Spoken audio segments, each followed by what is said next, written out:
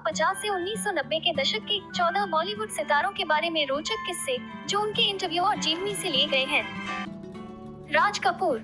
On screen प्रतिद्वंद्विता के बावजूद राज कपूर और दिलीप कुमार बचपन के दोस्त और पड़ोसी थे। वे पेशावर में एक साथ पेड़ों पर चढ़ते और खेलते थे, इससे पहले कि वे बॉम्बे चले आए। क्या आप जानते हैं कि संगम फिल्म की शूटिंग के दौरान विजयमाला ने गलती से राज कपूर की नाक तोड़ दी थी, लेकिन उन्होंने बिना किसी देरी के शूटिंग जारी रखी। नरगिस ने मदर इंडिया के लिए मिले अपने राष्ट्रीय पुरस्कार को भारतीय सैनिकों को समर्पित किया, क्योंकि वह 1947 के भारत पाकिस्तान युद्ध के दौरान उनकी कुर्बानियों से गहरे प्रभावित थी। क्या आप जानते हैं कि नरगिस अपने परोपकार के लिए जानी जाती थी?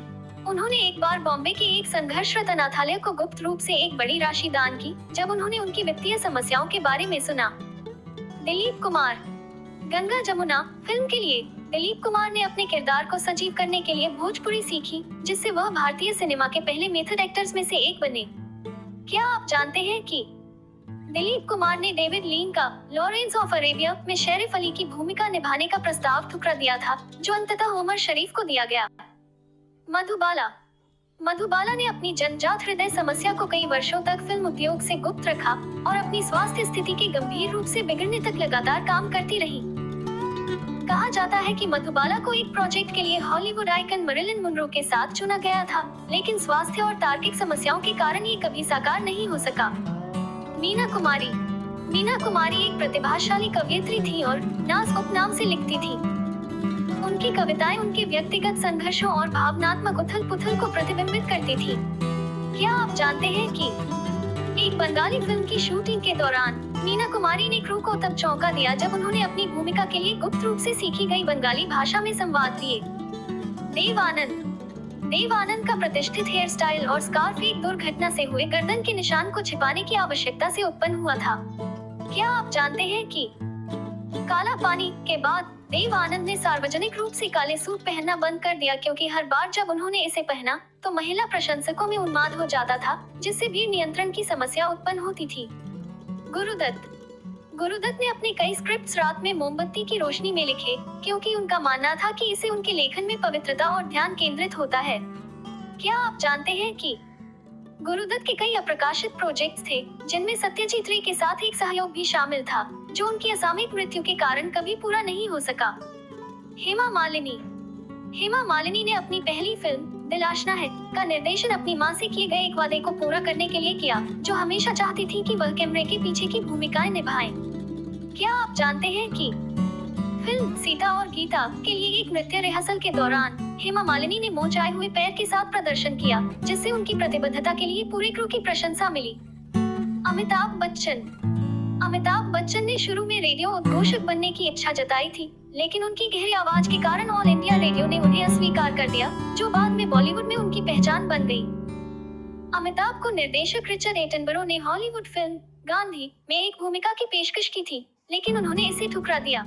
रेखा हिंदी में आसानी से नहीं बोल पाती थी जब उन्होंने बॉलीवुड में प्रवेश किया और हिंदी फिल्मों को देखकर और सेट पर सह कलाकारों के साथ अभ्यास करके भाषा सीखा। रेखा अपने चंचल स्वभाव के लिए जानी जाती थी और अक्सर अपने सह कलाकारों पर शरारतें करती थी। एक बार उन्होंने जितेंद्र को उनके मेकअप रूम में घंटों के लिए बंद कर दिया था। श्रीदेवी एक कुशल चित्रकार थी और शूटिंग शेड्यूल के बीच अक्सर पेंटिंग करती थी। उन्होंने एक बार अपने एक करीबी दोस्त को उनके जन्मदिन पर अपनी बनाई हुई एक पेंटिंग उपहार में दी थी।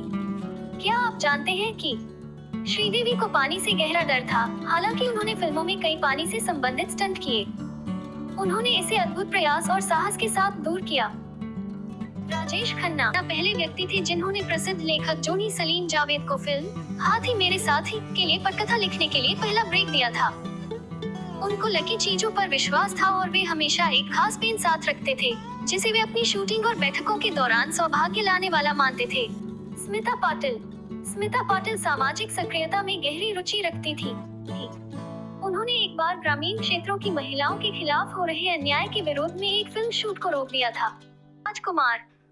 महान अभिनेता राजकुमार का अनोखा ऑडिशन। राजकुमार मूल रूप से कुलभूषण पंडित मुंबई पुलिस में सब इंस्पेक्टर के रूप में कार्यरत थे, जब उन्हें फिल्म रंगीली 1952 में एक भूमिका की पेशकश की गई थी।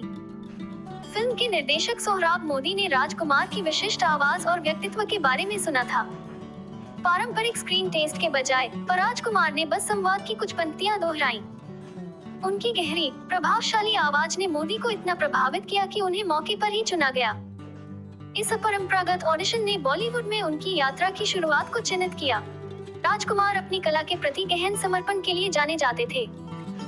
वक्त 1965 की शूटिंग के दौरान एक बेहद भावनात्मक दृश्य था जहां उन्हें अपने खोए हुए परिवार का सामना करना पड़ा। ये दृश्य जटिल था, इसमें जटिल भावनाओं को चित्रित करना था, लेकिन राजकुमार ने एक ही टेक में इसे बखूबी निभाया।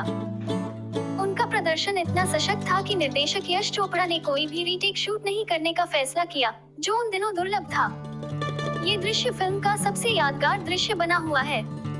ये थे किस्से इन प्रसिद्ध बॉलीवुड सितारों के व्यक्तिगत जीवन, उनकी आदतों और कम ज्ञात पहलुओं की एक झलक प्रदान करते हैं।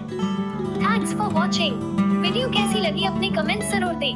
वीडियो अच्छी लगे तो इसे लाइक, शेयर करना ना भूलें। चैनल के लिए नए हो तो इसे सब्सक्राइब करें ताकि बेल वाले बटन भी क्लिक करें ताकि हमारे मनोरंजक वीडियोस के बारे में आपको बराबर खबर मिलती रहे।